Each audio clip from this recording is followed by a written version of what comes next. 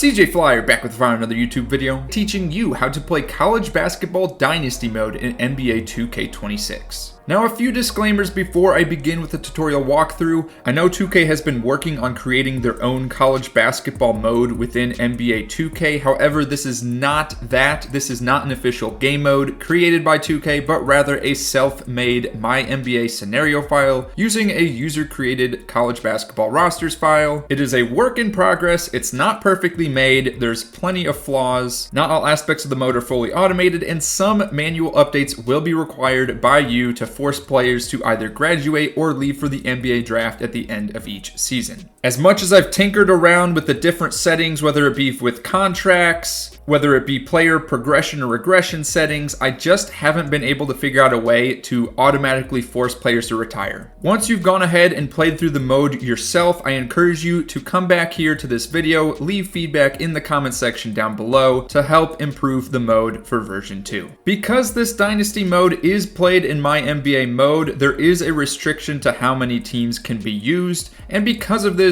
your favorite team may not be included. As of right now, there are at least 4 teams included from each of the power conferences, in addition to Gonzaga. As I mentioned before, these rosters are user-created rosters, and they were created by the user ExoSkillzTyzy. I have not been in contact with this user. I was just scouring through the NBA share files, trying to find a complete set of college rosters, and at the time of creating this Dynasty mode, that was the most complete set of rosters that I could find. Keep in mind that some of the players on these rosters are wearing the wrong jersey numbers, whether that's due to inaccuracies by the roster creator or because of retired numbers by the original NBA teams. Now, although I did not create the rosters for this Dynasty mode, I did create the draft classes, which are being utilized as recruiting classes for the purpose of Dynasty. As of right now, there's only 3 recruiting classes available, meaning you can only play up to 4 seasons. However, I am in the process of creating more recruiting classes so more seasons can be played. One last thing I should note, this is only for PlayStation 5 and Xbox Series X or S users. This is not for PlayStation 4, this is not for Xbox One, and it's not for PC either. PC users do not have the same access to share files as PS5 and Xbox Series X or S users have. Now, with all of that out of the way, let's go ahead and walk through how to play Dynasty mode in NBA 2K26. Whether you are on the PS5 or the Xbox Series X or S, from the main menu, scroll over to the MyNBA option, and then from the MyNBA submenu, scroll down to 2K Share. You'll be presented with 2 options. Go ahead and select MyNBA 2K Share Scenarios. Choose the save slot that you want to save your Dynasty mode file in. And then now if you are on the PlayStation 5, click triangle, and if you are on the Xbox Series X or S, click Y. Then select Search by Online ID, and then type in CJ23MJ. And then once you click done to search, you should see a file called CJ Flyer CBB Dynasty V1. This is version 1 of the Dynasty mode. And once you've selected that, you will be brought into Dynasty mode. Now, one thing you'll notice right off the bat is it should automatically put you as Purdue. However, that does not mean you have to play as Purdue. In order to choose the team that you want to play as, click circle on the PlayStation 5 or B on the Xbox Series X or S to pull up the navigation menu. Scroll down and select Options, then select Settings, and then scroll down and select Team Selection. Now I have another tutorial video on this channel showing you how to change teams within the MyNBA mode. This is exactly the same thing. Just go ahead and unselect all of the teams and choose the team that you wish to play as. One other thing before I forget, if you do not want autosave to be on, go ahead into the general settings and turn autosave off. Again, this is completely optional. It's whether you like playing with autosave on or off. I'm just letting you know this scenario file does have autosave on from the start. Now that you've selected your team, it is time to play Dynasty mode. Everything is pretty much the same as you would expect with a standard MyNBA mode, with some slight tweaks here or there. Trading is completely turned off. Of course, in college basketball, there is no trading players between teams. However, there is free agency, and free agency in this situation acts as the transfer portal. And speaking of off-season tasks, There is a draft. However, the draft is acting as a recruiting session in which schools get to take turns recruiting top talent. In order to make high school recruiting as fair as possible, every team, every school has 2 draft picks every year. You're not able to trade the draft picks. And if you have a top 15 pick, you're more than likely going to end up with a player that is at least 89 overall. Now, something else you may notice if you go to the rosters, you will see that players are 19, 20, 21, and 40 years old. And you might be wondering, why are there players on these rosters that are 40 years old? There's no setting that I could find as far as an age in which players are forced to retire. Even with regression sliders turned all the way up, players still take at least a couple seasons for them to fully regress until they're no longer wanted by a team. And so this is where some of the manual updating comes in. I've taken care of it for you guys in the first season. All seniors that are supposed to graduate or players that are going to leave for the NBA or just leave college basketball in general are all set to be 40 years old with the intention that they will want to retire at the end of the season. Now, of course, because you can't force players to retire at any given age, there's no setting for that in my NBA mode. Some of these players will decide that they want to play another season. And as we walk through the season here, I'll show you the workaround for that. You might also notice that every player that is 40 years old has a 1-year contract, which is basically forcing them into free agency at the end of the season, or should I say the transfer portal. Okay, so I think the best way to go about explaining how to play Dynasty mode is to walk through a full season with you guys.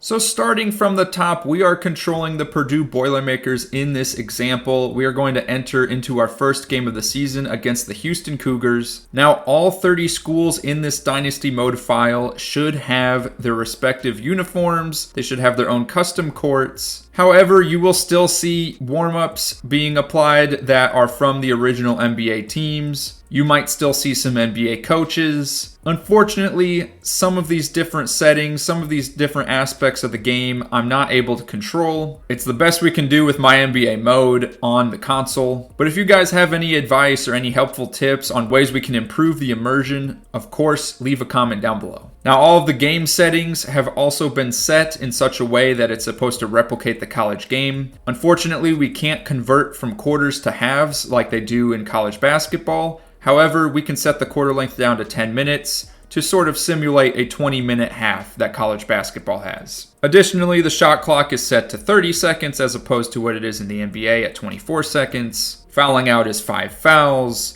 You have the bonus, although not perfectly implemented like it is in college basketball because, again, we're playing with quarters instead of halves. However, we're able to get it pretty close to what the college experience really is. Now, there are going to be a few games that you will notice when you start to hop in that instead of teams wearing their college uniforms, they may be shown in the pre-game menu with NBA City Edition uniforms. That is because you are not able to change a team's City Edition uniform in this game. You can only change the icon, the association, and the statement uniforms. So just make sure before you enter a game, if you see that the 2 schools have NBA City Edition uniforms equipped, to change those manually. Again, as we begin progressing through the season, you're going to see different pop-ups for scouting. Again, just treat this like you're going on recruiting visits to learn more about different recruits. You can treat the mock drafts as a player being a 5-star recruit, a 4-star recruit, whatever helps with your immersion. You can change plays and playbooks. You can change your lineups just like you can with the regular MyNBA. Really, the main difference is, again, there is no trading. Now, there is also an All-Star Weekend. That's something that can't be manually removed with any settings. If you want to play it, go ahead. Otherwise, I recommend just skipping through that since there isn't really an All-Star break during the college basketball season.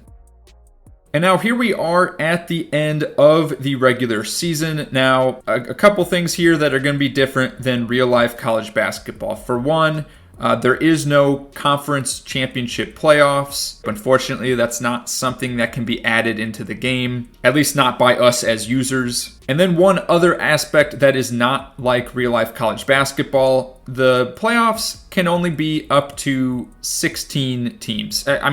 You can have play-in games, but as far as like the general playoff bracket goes, you can only have 16 teams in the playoffs. And you can't have them be played at a neutral site. They can only be played at the home team's arena, which is a little bit of a bummer.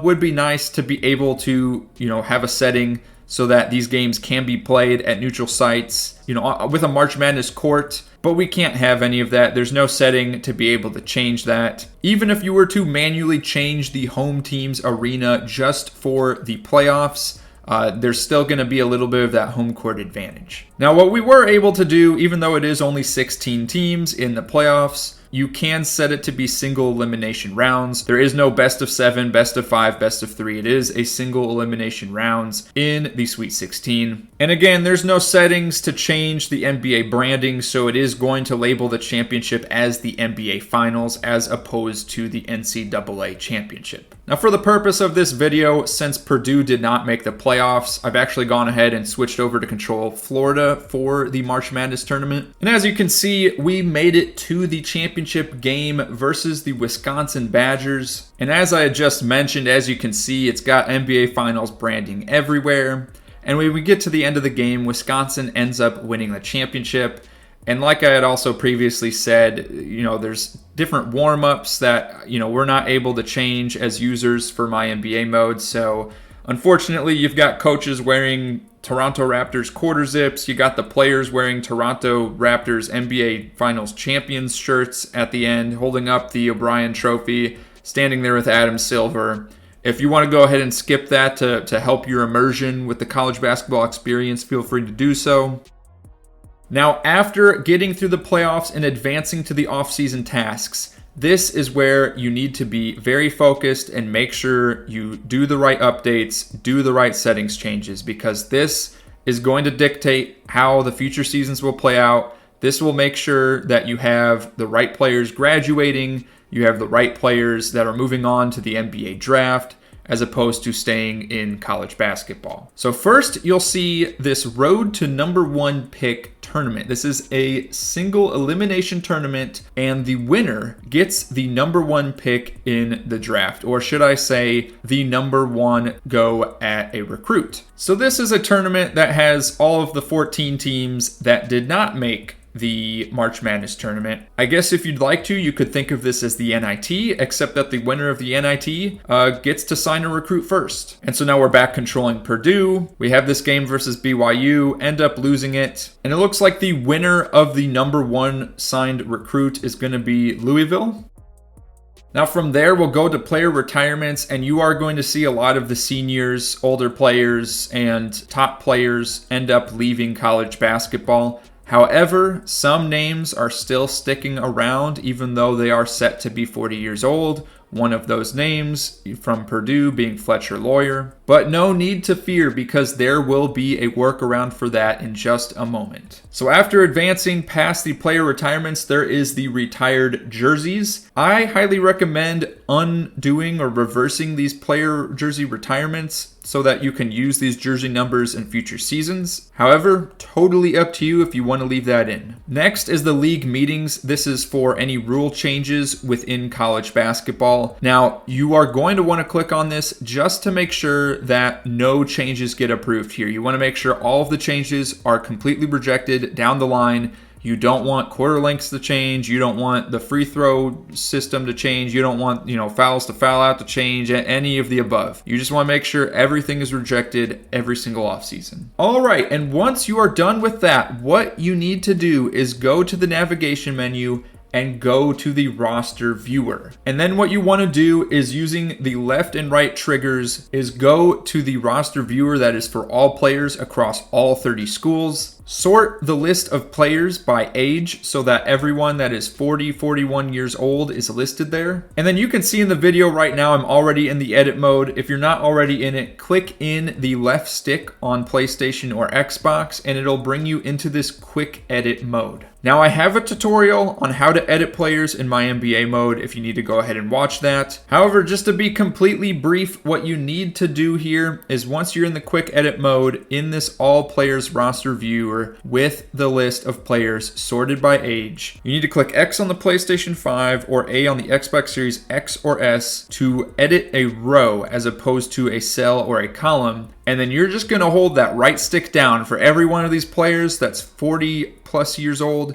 You're going to make them some of the worst players that you've ever seen. You're going to take them all the way down below a 50 overall. It doesn't matter what exactly. It just needs to be somewhere within 40 to 50 overall so that they don't get picked up by another team in the transfer portal. Basically, we're saying, all right, if you don't want to retire, you don't want to graduate, you don't want to go to the NBA draft, we're forcing you out of college basketball. That's what this is doing. This is the workaround. Again, if anyone has any tips on how to force a player to leave in my NBA without doing this manual updating, feel free to share your ideas, but this is pretty much the workaround you have to do with. I'm not going to pretend like this is something that's, doesn't take some time. It will take you a few minutes to go through this list. Shouldn't take no more than 5 to 10 minutes if you're quick about it, but it is a bit tedious. It does take some time. You're going to have to go through every single one of these players, again, that's 40 plus years old, just going on down the list, making them,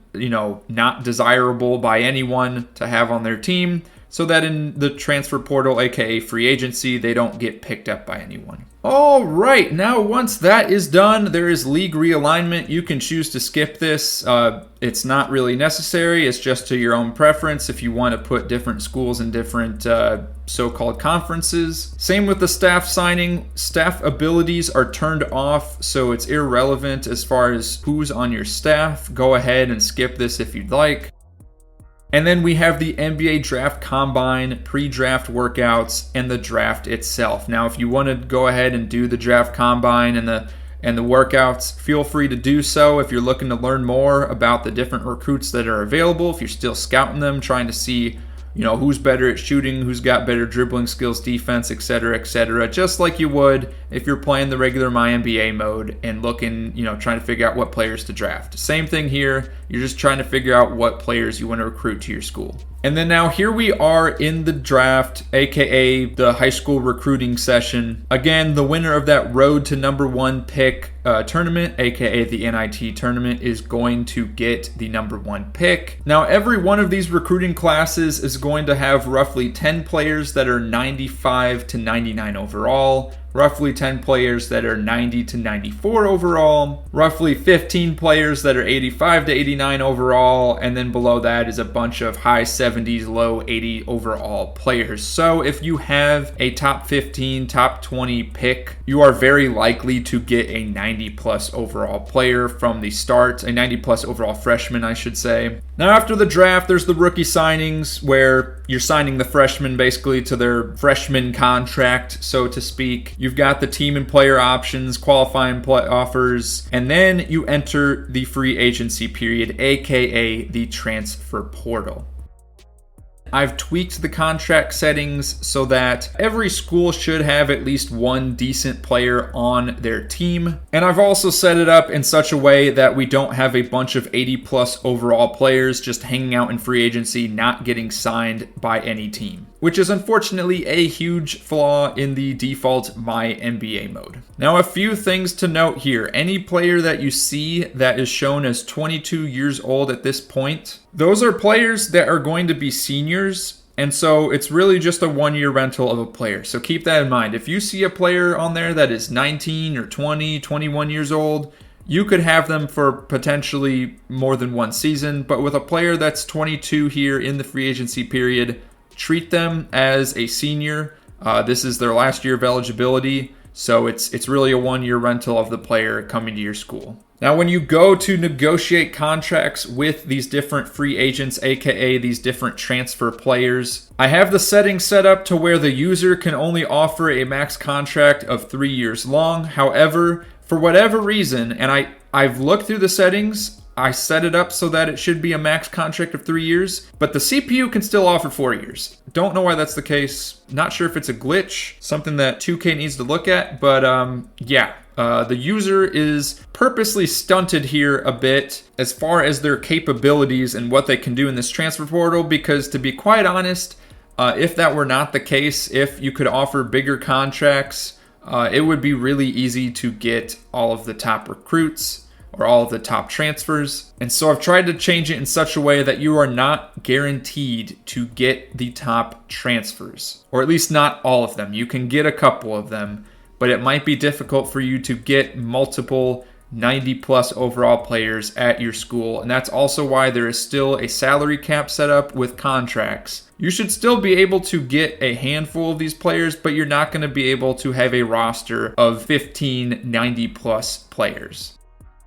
Okay, after the free agency period, aka the transfer portal, you will then move on to player progression. And you can see here with Purdue, we have a decent roster built up. We have 3 90 plus overall players, including one of our high school recruits at a 92 overall. Following the tradition that Purdue loves to have of getting 7-foot centers on their roster every single year. Now, if you use the left and right triggers to look through the different teams, you'll notice that some of these rosters aren't completely filled out. In fact, there's going to be a few schools you might only see like anywhere from 5 to 8 players. No need to worry. There's still going to be decent players sitting in free agency that they can go ahead and pick up before the start of the season. Now, if you want to play the Summer League or the 2K Hoops Summit, you can go ahead and choose so. However, I'd encourage that you just skip these as they're not really relevant to the college basketball immersion here. And then you'll go ahead and advance to the next season. You'll get a prompt that comes up asking if you want to use a generated draft class or if you want to use a user created one or a historic one. Go ahead and select to load or download a draft class. Select the user created draft class option and then use triangle on the PlayStation 5 or Y on the Xbox Series X or S, search by online ID, search CJ23MJ.